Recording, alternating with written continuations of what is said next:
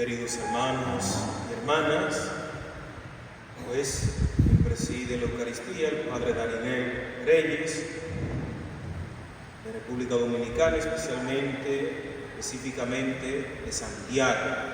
Allá pues tengo dos parroquias a mi cargo, Parroquia Todos los Santos y Parroquia Santísima Trinidad. Pues bien, no venimos a hablar de mí, sino a hablar de la palabra. Nos vinieron a escuchar la palabra. Así que vamos a entrar inmediatamente a la liturgia de la palabra de este domingo 13º del tiempo ordinario. Y lo primero es que la Eucaristía es un encuentro de fe. Venimos a la Eucaristía a celebrar nuestra fe en Jesús resucitado, que se hace presente real, las especies del pan y el vino, pero también se hace presente por medio de la palabra. Recuerden que Jesús es la palabra del Padre encarnada, la palabra del Padre hecha carne, y es Jesús mismo quien nos va hablando. La liturgia de la palabra de hoy nos invita a la acogida, y esto es algo muy englobante, la acogida, y específicamente a acoger a Dios. Ahora, ¿cómo podemos acoger a Dios? Por medio del prójimo. Recuerden que Dios se manifiesta siempre por medio de la proximidad, y a Dios lo encontramos en el prójimo. ¿Quieres encontrar a Dios así rápidamente? Encuéntralo en el prójimo. Recuerden que el prójimo es hechura de Dios, es criatura de Dios, es obra de Dios. Por lo tanto, en el prójimo está la presencia de Dios plasmada, está la huella de Dios, y ese es el lugar más directo para encontrar a Dios, el prójimo. Sin embargo, a veces nosotros en el prójimo no encontramos a Dios, porque lo primero que buscamos son las debilidades, las limitaciones del prójimo, y en vez de encontrarnos con lo bueno que hay en el prójimo, nos encontramos con lo malo, buscamos lo malo, y creemos que ya, porque esa persona tiene alguna debilidad o limitación, ya Dios no está ahí. Entonces hoy, esa es la invitación a acoger a Dios. ¿Cómo podemos acoger a Dios? Por medio de la proximidad, y específicamente por medio de los ministros, por medio de los servidores, de los evangelizadores, de los misioneros. Ahí encontramos a Dios.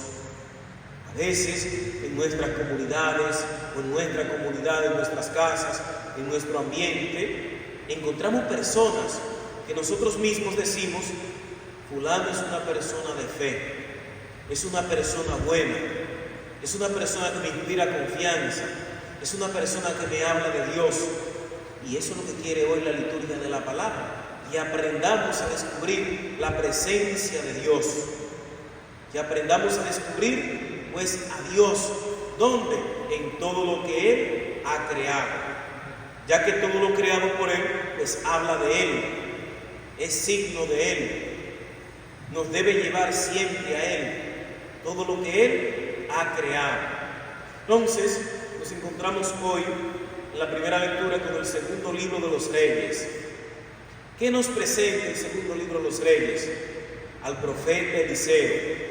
¿Quién fue el profeta Eliseo? Recordemos, el profeta Eliseo fue el sucesor del profeta Elías. ¿Y qué enfrentó entonces el profeta Elías? La idolatría reinante en su tiempo.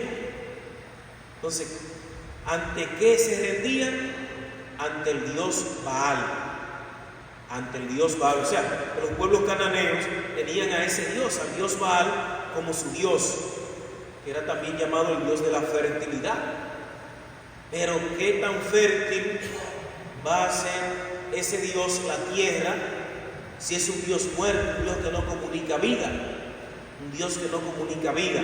Entonces el pueblo se había dejado contaminar pues de esos rituales cananeos, y habían caído habían caído en la infidelidad, habían adulterado su relación con Dios, habían caído pues en esa realidad tan pecaminosa y que era como darle las espaldas a Dios.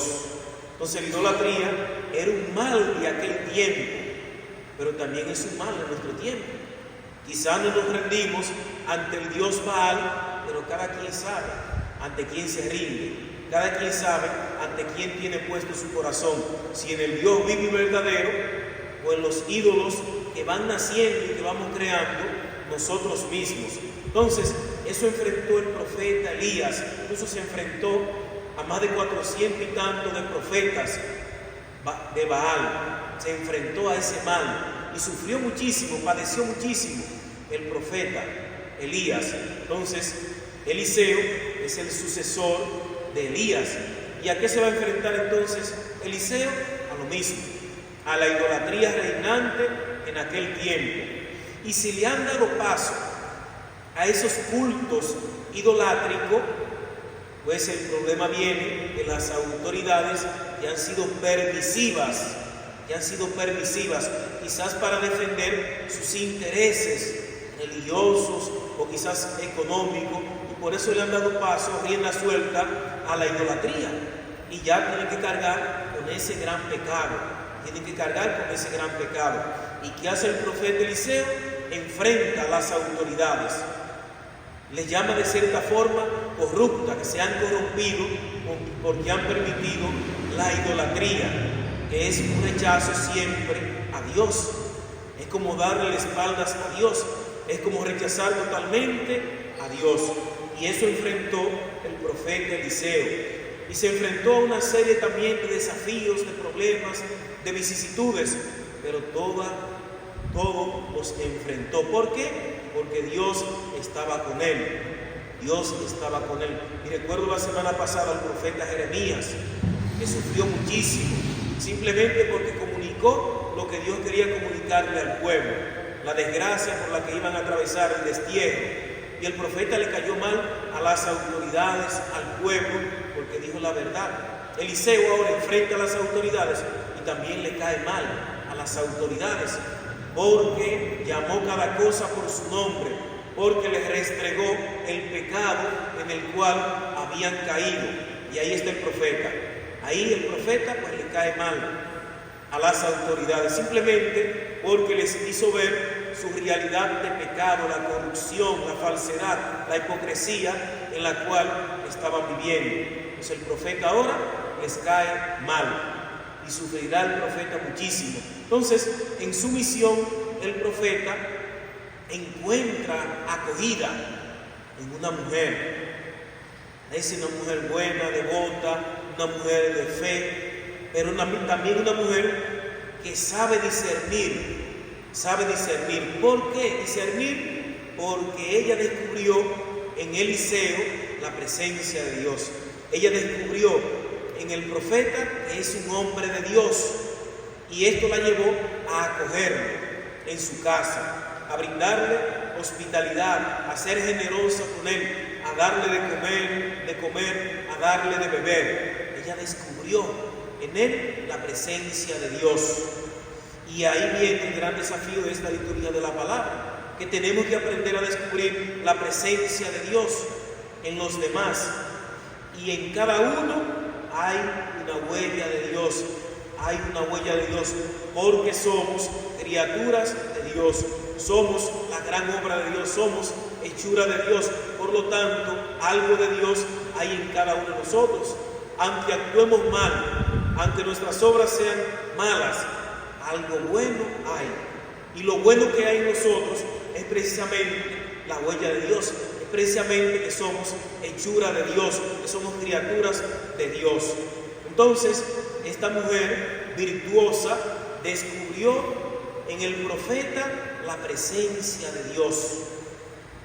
Y por eso ella lo trata tan bien, porque ella entiende que es el enviado de Dios, es la presencia de Dios que está ahí, en su casa, bajo su techo.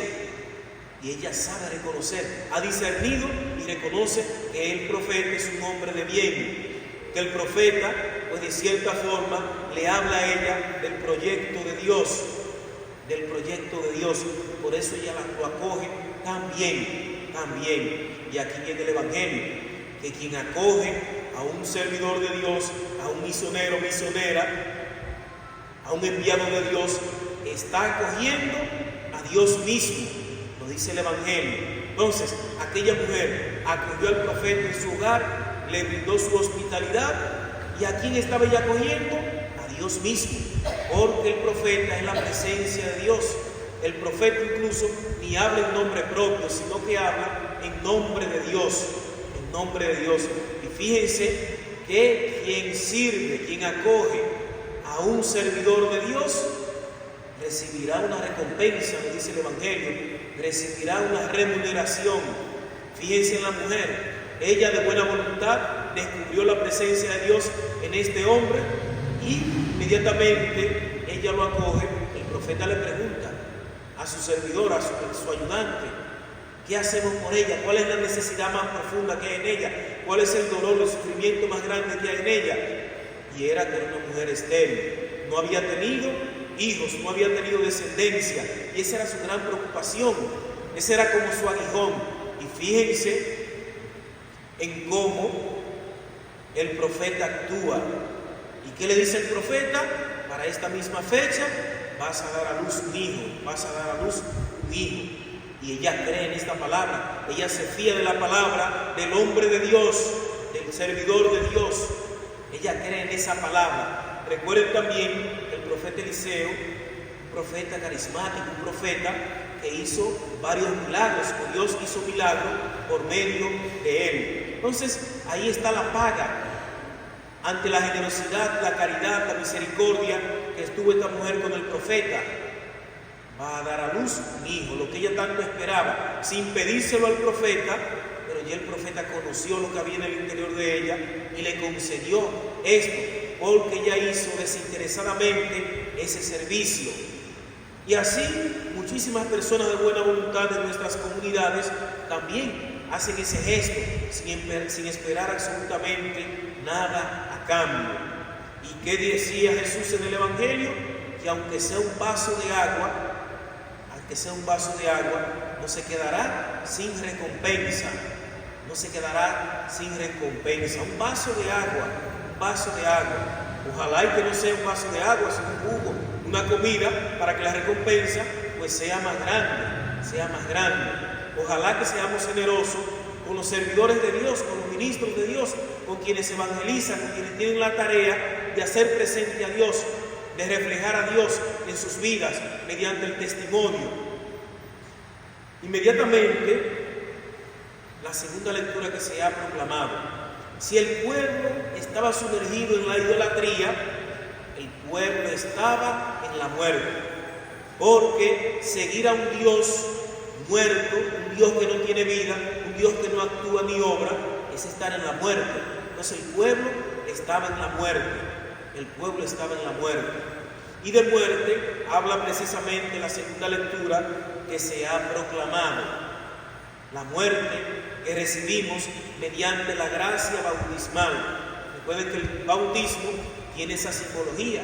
Cuando somos sumergidos en el agua, significa que estamos muriendo al hombre viejo, al pecado. Y cuando salimos del agua, significa que hemos nacido a una vida nueva, a una vida en gracia, Y por lo tanto, todo bautizado debe ser testigo de Dios. Todo bautizado debe ser imagen de Dios. Todo bautizado debe hablar de Dios con su vida mediante el testimonio. Todo bautizado debe comunicar a Dios. Recordemos que Cristo murió, pero no se quedó en la muerte. Murió para que nosotros tuviéramos vida. Y todo el que ha sido bautizado ha renacido a una vida nueva, a una vida en gracia. Por lo tanto, tiene la misión, la responsabilidad de testimoniar, de hablar de Dios, de hablar de Cristo, con sus obras, con sus acciones. Y ahí viene la pregunta: ¿habla mi vida de Cristo? ¿Testimonia mi vida a Cristo? Esa es la pregunta que nos hace de cierta forma esta segunda lectura que se ha proclamado. Y finalmente, el texto evangélico que se ha proclamado el Evangelio de San Mateo. Y me centraré en un elemento también preciosísimo con el que nos encontrábamos, y era el tema de la cruz, asumir la cruz cada día, asumir la cruz. ¿Y qué significa asumir la cruz? Es asumir nuestra tarea, nuestra misión con responsabilidad. Pero a veces somos cristianos a medias, a medias. A veces nos conformamos solamente con la Eucaristía y ya, pero faltan muchas cosas. Incluso todas las acciones del cristiano deben culminar en la Eucaristía. Todo debe culminar en la Eucaristía, que es la plenitud de la vida cristiana. Entonces, asumir la cruz no es más que asumir con responsabilidad esa tarea, esa misión que nos toca a todos. Fíjense que a veces creemos que misioneros solamente son el Papa, los obispos, los sacerdotes, diáconos, religiosas, ¿no? Todo bautizado está llamado a la misionalidad. Todo bautizado tiene una tarea concreta y específica: testimoniar a Cristo, hablar de Cristo con su vida, con su ejemplo, con su testimonio. Y ojalá y que nos sintamos implicados hoy en esta liturgia de la palabra que se ha proclamado. Culmino con la primera parte del Evangelio. Toca el tema de las renuncias. Recuerden que para seguir a Cristo hay que renunciar a muchas cosas que nos esclavizan, que nos oprimen, que nos encarcelan, que no nos dejan vivir como verdaderos y auténticos hijos de Dios. Entonces, esta primera lectura es como una advertencia, como despertar y vivir auténticamente nuestra fe. Nuestra fe. Hablaba de que había que renunciar a los hijos, al esposo, esposa, o lo que sea. Y podríamos entender el Evangelio como algo duro, muy rígido, fuerte, pero no nos quedemos directamente con el sentido literal. Vayamos más allá. ¿Cuál es el mensaje que Cristo quiere comunicarnos hoy? Y es precisamente que a veces nosotros posponemos al Señor, o sea, que le damos más prioridad a todas las cosas y a Dios lo dejamos en un rinconcito. A Dios lo dejamos aislado, fuera de nuestros planes y proyectos. Nos estamos posponiendo a Dios, posponiendo a Dios, posponiendo a Dios.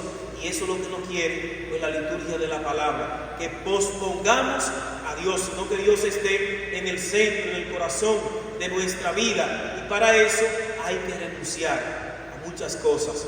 ¿A qué? Cada quien sabe a lo que debe renunciar, cada quien sabe lo que es prioridad en su vida, cada quien sabe lo que es el centro de su vida, cada quien lo sabe. Y eso, que no siempre Dios es el centro de nuestra vida. Ojalá y que seamos sinceros y que en este día le pidamos al Señor que nos conceda esa gracia, esa fortaleza, esa valentía de ponerlo a Él en el centro de todo. Que Dios sea bendito. Amén.